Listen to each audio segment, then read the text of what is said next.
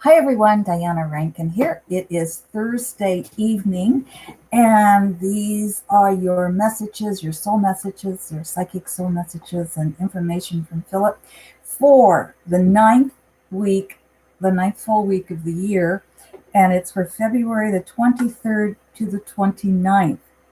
Wow, February 23rd to the 29th. Can you believe it's the end of February already? I've got all my different pieces of paper here for you. Put that one aside. That was the calendar. I've got to have the calendar in front of me to know what the date is, don't I? Well, welcome everyone. I'm so glad you're here. I'm glad you're coming back every week. I'm so grateful for you. And thank you for supporting this channel and living as much love in your life as you can. As you know, unless you're new, we are going to get a message from Phillip. It's one of my books, The Master's Book of Answers, and each page is a different wisdom. So we'll get that in a little bit. I do want to tell you that we do have a few openings still for Awakening to Your Deeper Intuition workshop. It's coming up March the 20th, but I think the last day to register is like usually a week before that. So if you're interested, it will be held in Ohio. Please join us. It's quite a workshop. It's quite intense, but we also have a lot of fun. Now, that said, I want to say right now we're really, if you read my blog, you know that we're really in turmoil. And this week the blog is, I think it's titled How to Stay Balanced in an Unbalanced World. Not easy stuff that we're doing, but it talks about what is going on. And I do want to say right now, the two front runners is the current president. Trump is the front runner on one side, and actually looks like he's got an up on the Democrats, and the front runner on the Democratic side is Bernie. And the reason that these two are the front runners right now, and I'm hoping this will change, but the reason these are two is because they're so angry. They're oh, I want to hide. The two angriest men are the front runners. So how do we change that? Well, we each have a responsibility to make the difference in our own lives. And as we make the difference in our lives, it then changes out in the world. And we're going to talk a little bit more about that, not politically, but what we're going to talk about is free will. And so it has a little bit to do with what we just said. I have to heal my life, and then that helps heal the world. It's really that simple. But our question this week is from one of you, and thank you all for your questions. I appreciate them. I do want to hit one more political comment here. One of you questioned, and I haven't read it since last week, so forgive me if I'm a little wrong, but I said that I kept feeling somehow the Midwest would play into this. That if there's any chance of winning the Midwest, the whole middle part of the country has to come together for the vote. And I don't know that they're going to vote for anybody on either New York or California. My candidate that I would like to see in is not in the Midwest, but we'll see what happens, because right now the energy is so erratic. It's really hard to understand it. It's really hard for me because I read energy. If I'm reading for a private client, it's pretty easy. That's easy because I'm reading for one person. But here I'm trying to read for the collective, and it's pretty erratic energy. So a lot's going to happen over the next few months, and it's not going to be an easy time. It's going to be probably one of the toughest times over the next several months that this nation has seen. That said, I remember the 60s, and I remember Watergate, and we got through that. We'll get through this. Okay, so here's our question this week, and it's a rather complicated one. It's about free will. So the questioner wrote in and said, in my book, The Found Child, and I am going to read a bit from this book. It's The Found Child. The questioner said, that in the found child, you said souls choose the life they will be born into. This suggests to the person who asked the question that events are preordained and that we are, in effect, more like actors playing out roles. On the other hand, we have free will. How do you reconcile these? The questioner went on to say, for example, what if I choose to be born into a family with an absent father and an alcoholic mother, but then the father chooses to be more involved in his children's lives and the mother joins AA? How does that affect what I chose in spirit form?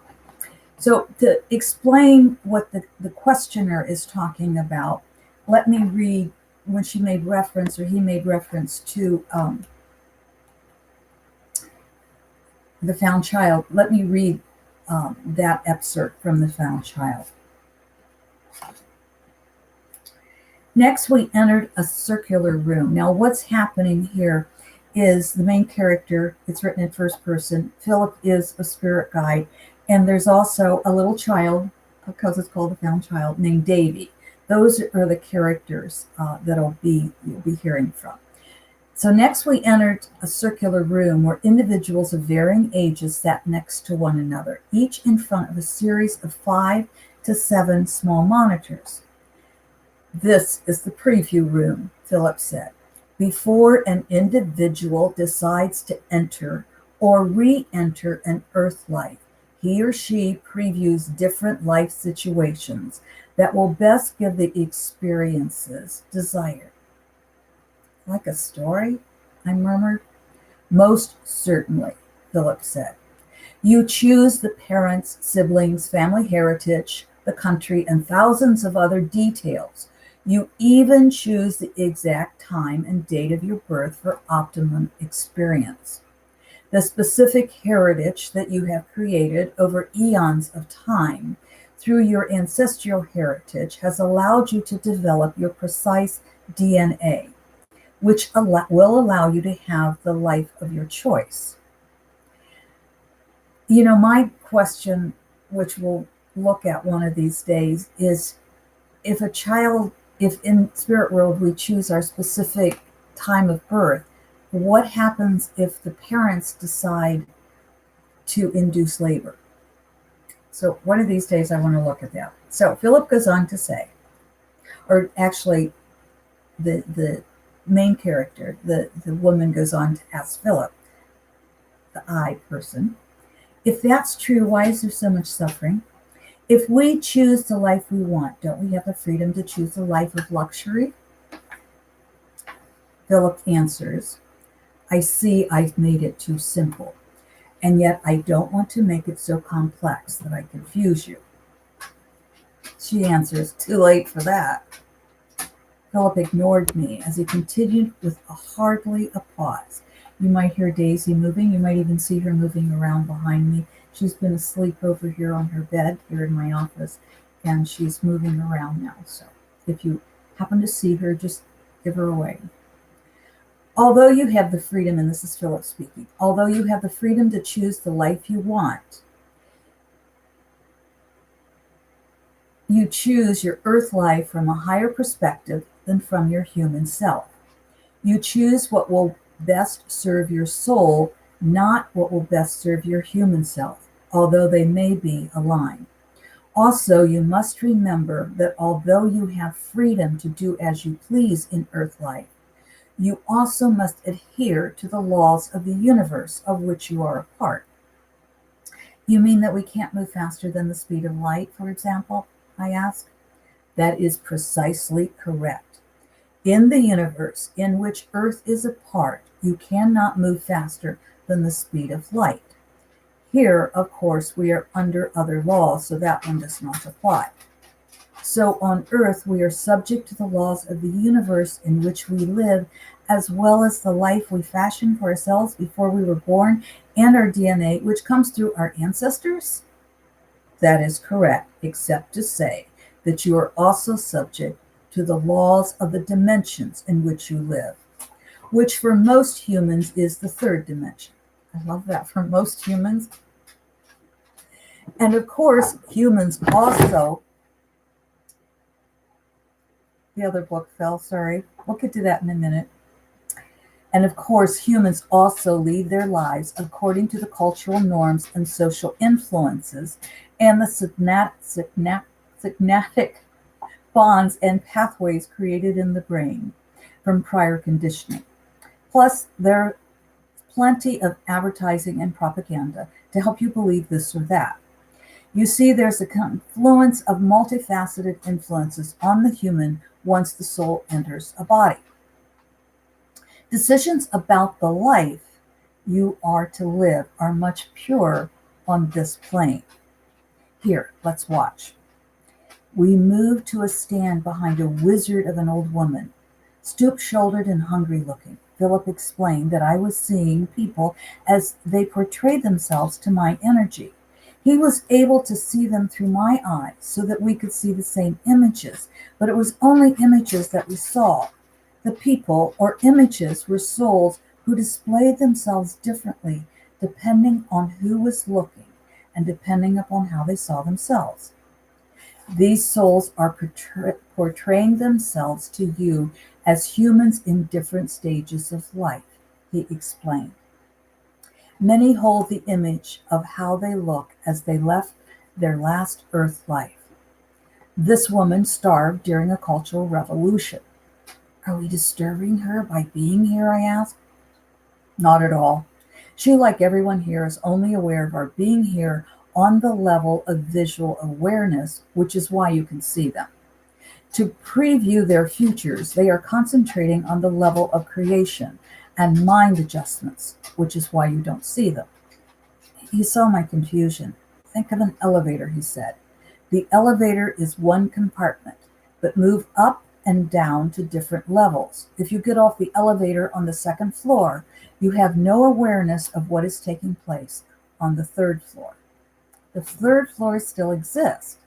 You may even know it exists, but you do not have an awareness of what is unfolding on that floor unless you take the elevator to that floor. That's explaining, I'm sure many of you have heard, that all life is in the now. It's all happening right now. Well, this is an explanation of that this floor up here may not know what this floor is doing, but we are living on both floors. So we're simultaneously living multiple experiences, so to speak, or multiple expressions of the same experience would probably be a better way of saying it. All right, let's go on. Davy squeezed my fingers. Real cool, he said, sounding more like a teenager than a 7-year-old. I had almost forgotten him. I was so engrossed in what Philip was saying. I squeezed Davy's hand back and gave him a quick wink and smile that kept my eyes on the old woman. She watched one monitor where a movie played of a young Asian couple cooing over a newborn baby. She has the choice of returning to China or going to another country, Philip explained. If she chooses to return to China, she may choose to return to her former family lineage. This is often the choice when business is left unfinished within that family that the soul believes they can master. Philip turned to look directly at me, his eyes serious. You, for example, return to your family of origin. You are actually your own ancestor. I startled and stared at him to ask what he meant when David yanked on my hand. Look! The old woman was watching a different monitor. An obese man who wore large gold rings on each hand sat alone in a restaurant stuffing down spaghetti. Red sauce dribbled from the corners of his mouth. Why would she choose this life, I wondered. She wants to know what it feels like to be full, Philip answered. The life will probably not suit her, though. It does not allow her to feel satisfied, only to experience a variety of different tastes. At the third monitor, there was a leader of large and important industrialized country. This life, Philip said, would give her the opportunity to change world politics and better understand how governments work on Earth. The fourth monitor was that of a life of a female doctor from Ireland who was aiding starving children in Africa. The fifth monitor was also the life of a woman, a nutritionist and healer in China who counseled others. The sixth monitor was a picture of a large boulder near an ocean cliff. The scene remained the same while we stood watching for several minutes. Nothing changed. This life option is as a stone person, Phillip said. Being a stone person would allow her a life of observation and contemplation. In this life expression, she may come to understand the purpose of earthly life. I started to ask Philip what the purpose of earthly life was, but the old woman moved into the seventh monitor, and we moved with her. This was the life of a house cat, one of 5. In her last life, she was a member of a collective society, Philip said. She'll be able to adapt well to being part of a large family of cats. She'll also be well fed and not have to scramble for food. She'll be pampered and well cared for. In this life, she'll learn to receive life's bounties. Which life will she choose? I asked. That is up to her and her committee, Philip said. Her committee. No soul makes decisions as large as this alone. Every soul is part of a committee, a team, if you will, to help guide the soul to make the best decisions. I'll stop there because I think that explains what we were talking about. And so what Philip then addresses is the specific questions of our questioner. And I wanted to read from the Found Child so you knew what the questioner was talking about in the reference. So we're talking about free will as opposed to making these plans with your group when you're still in spirit form to come into this life. What's that all about? And here's what Philip says. The easy answer, of course, is to say when you chose your life while you were in spirit world, you foresaw the father returning and the mother healing her addiction. Remember, the questioner said, what if I choose a father who abandons and then returns to the family, and a mother who was an alcoholic and then goes to AA to heal her addiction? Although there is a possibility of some truth in this theory, it is much too simplified and therefore misleading. Although you chose thousands of specifics for the life you will live to best fulfill that which you choose to experience, there are millions, billions, trillions of decisions you will make in one lifetime that affects your private world that are only decided upon after you are in human form. Keeping that in mind, let us look at decisions made in spirit form. Let us take the case of an absent father who returns. While you are studying the monitors of spirit world that we talked about in the Found Child, preparations as described in the passage you read from the Found Child, you may choose to have a life to experience abandonment. The purpose of this will be to heal issues around being abandoned by a parent, for example. You may choose this healing because you experienced abandonment in another incarnation and were unable to heal the wound, or perhaps you abandoned another and need to punish and learn to forgive yourself. There are multiple reasons for your choice to experience an abandonment wound. We name only 2 for the sake of being brief and simplicity. The father leaves, the wound is created, whether the father returns or stays away. Once the chosen wound is created, you get to choose whether to heal or not, and how that healing will take place. Whether the father is in or is not in the picture does not matter. Let us use another example that we have given you before to perhaps add clarity. Let us say that while in spirit form, you choose to experience life as one who is sensitive. You choose a birthday and other circumstances that will help you to be sensitive to the world around you. The time comes for you to be born, so you go to the port of departure and enter into the terminal that says sensitive. Once inside the terminal, you will notice several different names on the modes of transportation. For example, you might imagine that you are at an airport and each plane has a different name painted on it. Remember, we are at the terminal for sensitive, so each plane will have a name related to sensitive. So if we can imagine this, we're going to the port of departure. We're going to get on an airplane, and we choose we walk into the port of departure, and there's this window and this window, like different ticket windows. And so we go up to the one that says sensitive, and we go through through the checkpoints, and we get to the other side of the checkpoints, and we look out on the tarmac and hear all these different planes, and they all have a different name on them. So names might be, for example, poet, empath, musician, psychic, and so on. You have free will. So in addition to choosing what terminal you came to, you also choose what plane to get on. Let's say you chose poet. How you express as a poet is entirely up to you.